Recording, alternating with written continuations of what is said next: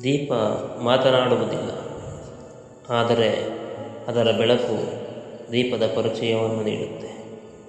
ಅದೇ ರೀತಿ ನೀವು ನಿಮ್ಮ ಬಗ್ಗೆ ಏನೂ ಹೇಳಬೇಡಿ, ಒಳ್ಳೆಯ ಕೆಲಸ ಮಾಡುತ್ತಾ ಇರಿ, ಅದೇ ನಿಮ್ಮ ಪರಿಚಯವನ್ನು ನೀಡುತ್ತದೆ. ಅನೇಕ ಉತ್ತಮ ಪಾಠಗಳು ದೊರೆತಿದ್ದು ಜೀವನದ ಕೆಟ್ಟ ಸಮಯದಲ್ಲೇ. ಕಷ್ಟಕಾಲವನ್ನು ಖುಷಿಯಿಂದಲೇ ಸ್ವಾಗತಿಸಿ ಅನುಭವವನ್ನು ದಕ್ಕಿಸಿಕೊಳ್ಳಬೇಕು. ಅಸೂಯೆ ಪಡುವವರಿಗೆ ನಿದ್ರೆ ಸರಿಯಾಗಿ ಬರುವುದಿಲ್ಲ. ಅಹಂಕಾರದಲ್ಲಿರುವವರಿಗೆ ಸರಿಯಾಗಿ ಸ್ನೇಹಿತರು ಇರುವುದಿಲ್ಲ.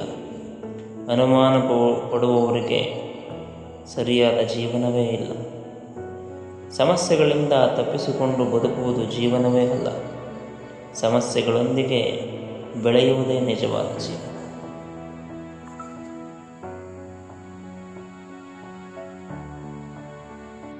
ನಾವು ಹುಟ್ಟಿದ ನಂತರ ಮಾತು ಕಲಿಯಲು ಕನಿಷ್ಠ 2 ವರ್ಷಗಳಾದರೂ ಬೇಕು.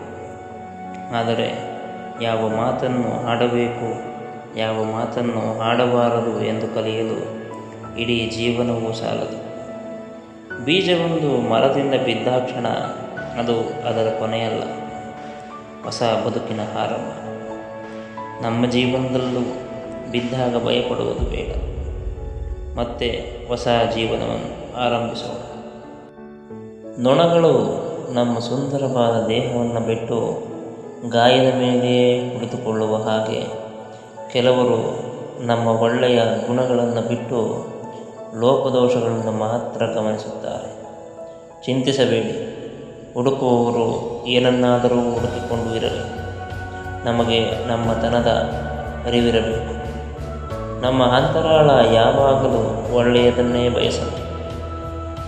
ತಾನಾಗಿ ಆಗುವ ಬದಲಾವಣೆಗಳ ಸರಣಿಯೇ ಜೀವನ. ಅದು ಬಂದಂತೆ ಎದುರಿಸಿ. ದಾರಿ ಬದಲಾಯಿಸಿದರೆ ಕಷ್ಟ ಕಟ್ಟಿಟ್ಟ ಬುದ್ಧಿ.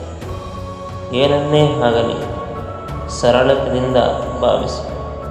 ನಿಮ್ಮ ಮನಸ್ಸಿಗೆ ಯಾವ ಸಂಕಷ್ಟಗಳು ಇರುವುದಿಲ್ಲ.